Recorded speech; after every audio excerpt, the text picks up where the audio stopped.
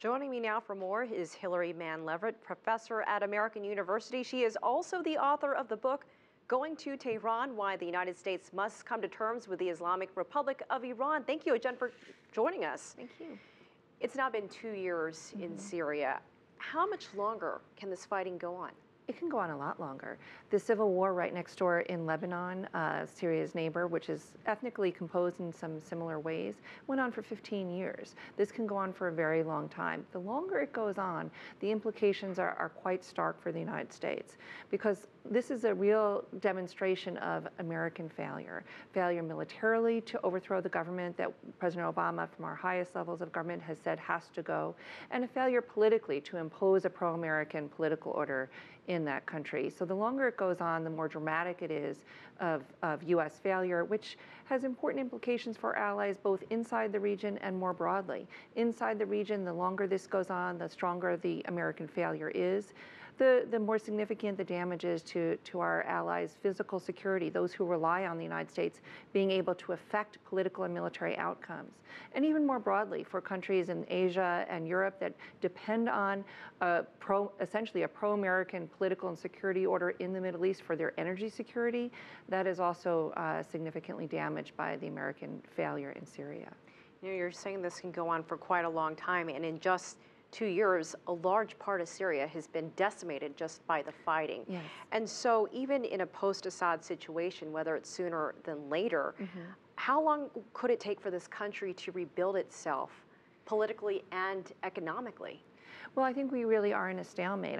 I don't see really a post-Assad scenario on the horizon, unfortunately, in some ways, because it would be somewhat useful for the country to move on. But then again, any country where foreigners have come to overthrow that government, it is a disaster. It's been a disaster in Iraq. It's a disaster in Libya. It's a disaster in Afghanistan. It would be a disaster anywhere. So I think even in a post-Assad situation, it will be extremely problematic to rebuild Syria politically, militarily, economically. This is something where the United States, I think, and our so-called allies should call it a day. We should support political reconciliation and power sharing in that country, and let it start repairing and healing itself. The problem is the United States, in some ways, structurally, in terms of its foreign policy, can't do that yet, because we are still so attached to having a pro-American political and security order in the region that we can't let Syria essentially be independent and take other countries' views into account, whether that's the Islamic Republic of Iran, whether that's China, whether that's Russia.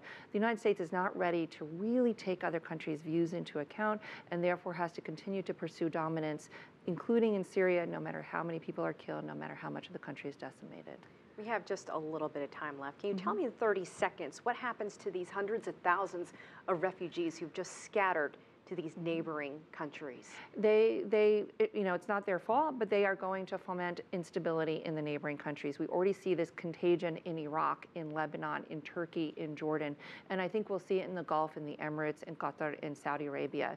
They will, by definition, foment instability because there are just so many of them. They have so many needs, and many of them are also radical. You have radical Islamists among them, and that's going to affect the very fragile political reconstitution in Iraq, but also really, I think, hurt Turkey, Jordan, and some of the Gulf states. A lot of long-lasting effects. Thank you so much, Hilary Leverett. We appreciate your insight. Thank you.